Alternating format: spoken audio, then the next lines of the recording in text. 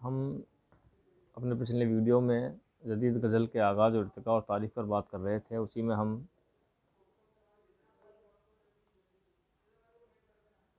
آگے بات کرتے ہیں۔ اقبال نے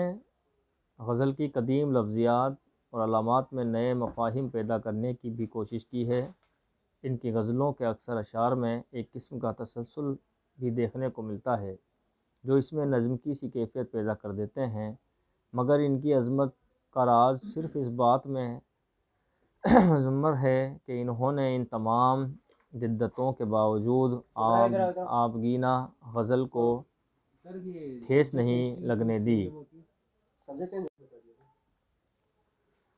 لگنے دی اور غزل میں غزل کی کیفیت کو زندہ رکھا اور اپنی صحیح و کاوش سے غزل کو نئی راہ پر گامزن ہی نہیں کیا بلکہ ایک ایسی فضا بھی قائم کی جس کے زیر اثر غزل میں جدت کے نئے تجربات کا سلسلہ شروع ہوا۔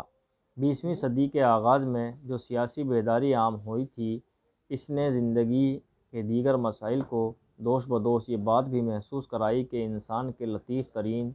جنس عورت ہے، ورنہ سر سید تحریک نے تو اس صنف لطیف کی رنگینی ویرانائی کو اپنے دائرے سے خارج ہی کر دیا تھا۔ صنف لطیف سے ایک صحت مندانہ تعلق نہ صرف حیات انسانی میں رنگ بھرتا ہے بلکہ اس سے حرکت و عمل کی قوت میں بھی اضافہ ہوتا ہے۔ یہ صرف عیاشی کا ذریعہ نہیں، بقائے نسل انسانی کی ضرورت اور انسان کی فطری و جبلی ضرورت کی تکمیل کا ایک ذریعہ بھی ہے۔ اس خیال نے عورت سے دلچسپی کے تصور کو عام کیا اور ایک ایسے رجحان کا آغاز ہوا جس میں تعیش پسندی کے برخلاف ایک انسانی پہلو تھا، ایک ایسی حقیقت و واقعیت تھی جسے زندگی سے علیحدہ نہیں کیا جا سکتا۔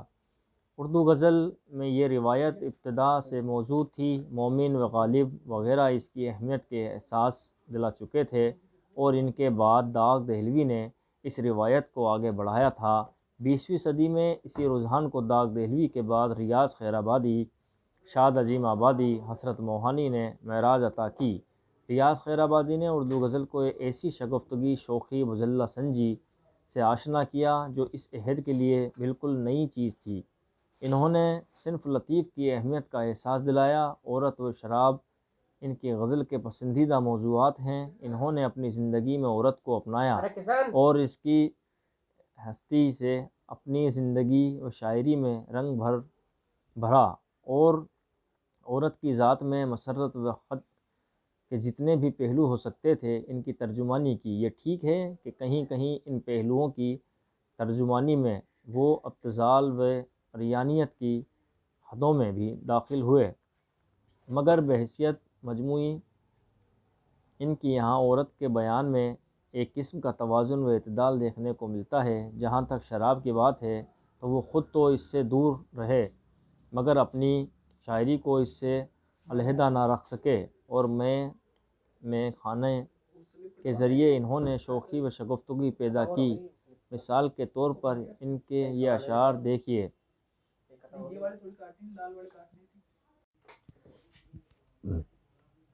پاؤں تو ان حسینوں کا منہ چوم لوں ریاض، آج ان کی گلیوں نے بہت ہی مزہ دیا، شوخیاں کہتی ہیں کھل کہیں کھیلیں گے وہ، اب حیا کی پاسبانی جائے گی۔ ریاض خیرآبادی کی غزلوں میں نہ تو عشق کا کوئی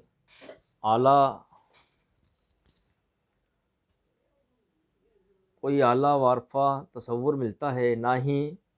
حسن کار چاہو مذاق، پھر بھی صنف نازک کی رنگینی ویرانائی و اس لطف اندوز کا بیان ضرور ہے۔ جدید غزل کی تاریخ میں ریاض خیرآبادی کا کارنامہ یہ ہے کہ انہوں نے صنف نازک سے پیدا ہونے والی رنگینی و سرمستی کا احساس کرنے کے دوش بدوش صنف نازک کی اہمیت کے تصور کو عام کیا اور اس حیات انسانی کا ایک لازمی عنصر قرار دیا۔ آگے چل کر یہی تصور حسرت موہانی کی غزل میں ایک مکمل رجحان کی شکل میں نمودار ہوا۔ ریاض کے ہم عصر اور جدید غزل کے نمائندہ شاعر شاد عظیم آبادی کی غزل میں بھی یہ رجحان موجود ہیں۔ مگر ان کے یہاں وہ شوخی، وہ چلبلاپن نہیں جو ریاض، خیر آبادی یا داغ دہلوی کی غزلوں میں دکھائی دیتا ہے۔ شاد نے عنفوان شباب میں صنف نازک کے حسن و شباب کی رنگینیوں اور عنائیوں کو بخوبی محسوس کیا اور اپنی غزلوں میں اس کی ترجمانی بھی کی، مگر آخر عمر تک آتے آتے صنف نازک سے الحانہ شگفتگی انہیں تصوف کے سرحدوں میں داخل کر دیتی ہے اور وہ حسن حقیقی کے پرستار بن جاتے ہیں۔ شاد حسن کے شیدائی ہیں اور وہ اس پر جان بھی چھڑکتے ہیں، مگر حسن کا یہ تصور ان کے یہاں شباب کے بغیر نہیں پیدا ہوتا، اور جب وہ اس کا بیان کرتے ہیں تو اس میں ہندی و ایرانی رنگوں کے آمیزش سے وہ مصورانہ شان پیدا ہوتی ہے جو حسرت موہنی کا دائرہ امتیاز ہے۔ اف اف وہ ہتھیلی سے ان کا شرما کے چھپانا آنکھوں کو، برچھی کا ادا کی چل جانا، ان تیر نگاہ کے رہ جانا، ایک ستم اور لاکھ ادائیں، اف رہی خواب ہائے زمانے، ترچھی نگاہیں، تنگ قبائیں، اف رہی جوانی ہائے زمانے، اپنی ادا سے آپ کھٹکنا، اپنی ہوا سے آپ جھجکنا، چال میں لغزش منہ پہ ہائے، اف رہی جوانی ہائے زمانے۔ شاد عشق مزاجی کے دور میں بھی عقلی نقطہ نظر کے حامل نظر آتے ہیں، وہ جذبات کی رو میں کم ہی بہتے ہیں۔ یہی وجہ ہے کہ عشق کے جذبہ ان پر کوئی ایسی کیفیت طاری نہیں کرتا جو حقیقت سے بعید معلوم ہو۔ ان کیفیات کے بیان میں ان کا دائرہ امتیاز یہ ہے کہ وہ انسان کی تبدیل ہوتی ہوئی نفسیات کے پہلو کو نظر انداز نہیں ہونے دیتے، جس کے سبب ان کے یہاں اس طرح کے اشعار بھی دکھائی دیتے ہیں۔ ڈھونڈو گے اگر ملک و ملنے کے نہیں نایاب ہیں ہم، تعبیر ہیں جس کی حسرت و غم، اے ہم سفر وہ خواب ہیں ہم، مرغان قفس کو پھولوں نے اے شاد یہ کہلا بھیجا ہے، آ جاؤ جو تم کو آنا ہے، ایسے میں ابھی شاداب ہیں ہم، ذرا سی ٹھیس بھی شیشے کو تھی بہت ساکی، ہزار تو نے بچایا تھا بال آہی گایا، تمناؤں میں الجھایا گیا ہوں،